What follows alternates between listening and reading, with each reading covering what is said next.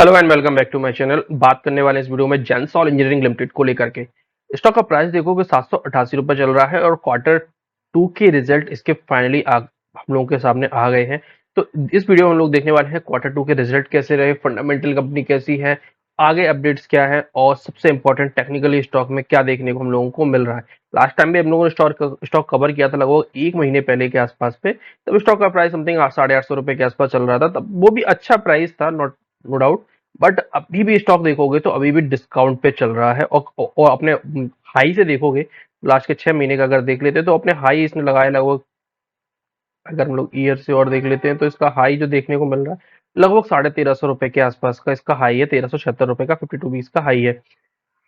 और तब से देखोगे तो कंपनी के रिजल्ट वगैरह काफी ठीक देखने को मिले हैं, लेकिन स्टॉक का प्राइस देखोगे मूव नहीं हुआ है। यही होता है जब इसको ये स्टॉक ओवर वैल्यू हो जाता है। तो डिटेल में डिस्कस करेंगे जेंसॉल इंजीनियरिंग को। चलिए बिना किसी तरीके स्टार्ट करते हैं जेंसॉल इंजीनियरिंग लिमिटेड को लेकर के। लेकिन उससे पहले अगर आप चैनल पर नए हैं, चैनल को सब्सक्राइब नहीं किया हुआ, चैनल को सब्सक्राइब करिए, वीडियो को लाइक करिए। आई होप आपने चैनल को सब्सक्राइब और लाइक कर दिया होगा। चलिए बढ़ते हैं कंपनी के फंडामेंटल पे। तो कंपनी का मार्केट कैप देखोगे तो 3000 करोड़ के नीचे आ गया है, ऑलमोस्ट 3000 करोड़ के पास में ही है। स्टॉक का पी देखोगे तो 36 पर है। नो डाउट रिजल्ट के बाद आया था, पहले ये 50 के अराउंड हुआ करता था। अगर रिटर्न और इक्विटी देखोगे काफी अच्छा है, 20% के आसपास निकल के आ रहा है, which is definitely good. Industry P देखोगे तो 34 का डेफिनेटली देखोगे थोड़ा सा वैल्यूएशन यहाँ पे हाई देखने को लग रहा है। इंट्रिंसिक वैल्यू देखोगे तो 885 रुपए की देखने को मिल रही है। मतलब अगर इस लेवल से देखोगे तो स्टॉक में अभी भी पोटेंशियल बाकी है। बुक वैल्यू देखोगे तो 155 रुपए की है। डेट डेफिनेटली बहुत बड़ा कंसर्न है इस कंपनी के लिए। डेट इक्विटी देखोगे 2.33 की है। और सबसे इंपॉर्टेंट जो प्रमोटर की होल्डिंग है वो भी कंपनी ने ऑलमोस्ट देखोगे तो 78.4% के पास में प्लेज कर रखी, मतलब शेयर गिरवी रखे हुए हैं। अब सोलर पैनल के क्षेत्र में काम करती है तो डेफिनेटली इनको बहुत ज्यादा कैपिटल की जरूरत पड़ती है और इसी वजह से यहाँ पर ये सारी चीजें देखने को मिल रही हैं। सीधे चलते हैं कंपनी के क्वार्टर रिजल्ट की तरफ। अगर कंपनी के क्वार्टर के रिजल्ट देखोगे इस बार के, तो कंपनी की जो सेल्स है वो 305 करोड़ से बढ़कर के 346 करोड़ हो गई हैं। अगर बाय एंड बाय बेसिस पे देखोगे, क्वार्टर क्वार्टर बेसिस पे देखोगे, नहीं जून के क्वार्टर से कंपेयर करेंगे तो 362 करोड़ से घट करके 346 करोड़ रह गई हैं। डेफिनेटली यहाँ पे देखोगे तो जून के क्वार्टर के कंपेरेटिवली थोड़ा सा डाउन साइड में आया है। और पिछले अगर दो क्वार्टर में देखोगे, मार्च का क्वार्टर 399 करोड़ पे 362 346 करोड़।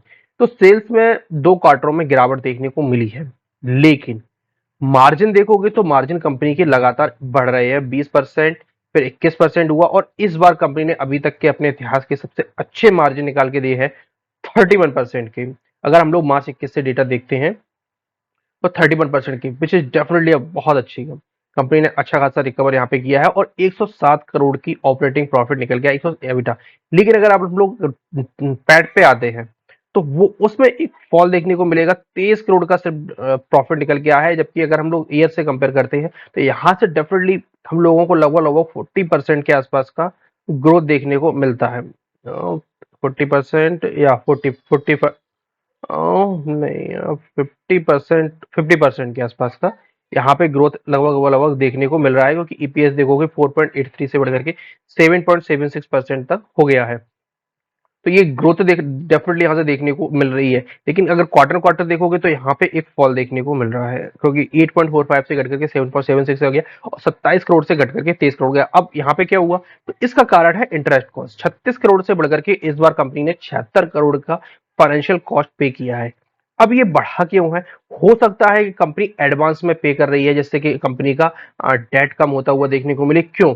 क्योंकि कंपनी की अगर हम लोग बैलेंस शीट पे नजर डालते हैं तो बैलेंस शीट में देखोगे तो मार्च के कंपैरेटिवली सितंबर में वो डेट कम हुआ है, 1372 करोड़ रह गया है, जबकि 1510 करोड़ का था। तो डेट तो कम हो रहा है, लेकिन यहाँ पे फाइनेंशियल कॉस्ट बढ़ती हुई देखने को मिल रही है, जो कि 76 करोड़ की है। 36 करोड़ से देखोगे तो ऑलमोस्ट देखोगे तो लगभग लगभग 40 करोड़ के आसपास पे यहाँ पे जंप देखने को मिल रहा है फाइनेंशियल कॉस्ट में, या इंटरेस्ट कॉस्ट एक ही बात होती है।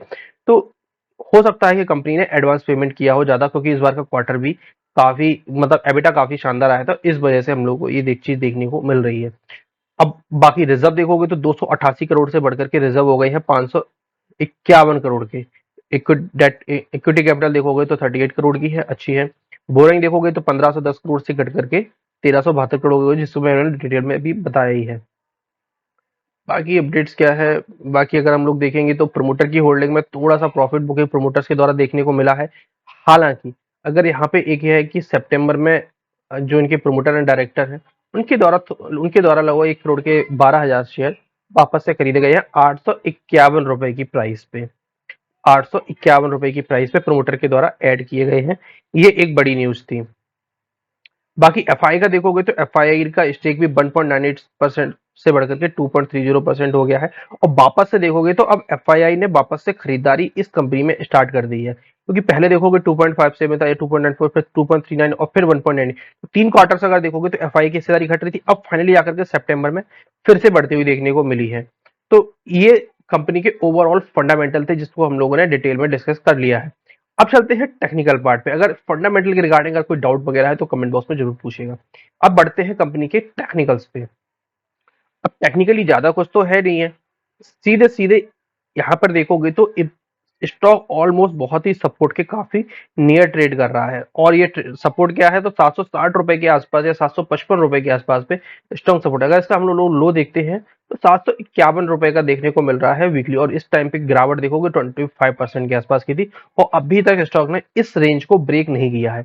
अगर देखोगे तो काइंड ऑफ ब्रेक हुआ था, ऊपर साइड में सस्टेन नहीं कर पाया, नीचे आया, रिटेस्ट किया, अब वापस से फॉल दिखा दिया। तो यहाँ पर देखोगे तो यहाँ पर काइंड ऑफ एक सपोर्ट देखने को मिल सकता है, क्योंकि अगर ये सपोर्ट ब्रेक करता है तो फिर स्टॉक के लिए डेफिनेटली एक प्रेशर बनने वाला है, और वापस से स्टॉक अपने जो उसका लो पार्ट है वो लगभग 466 रुपए 500 रुपए के लेवल भी दिखा सकता है।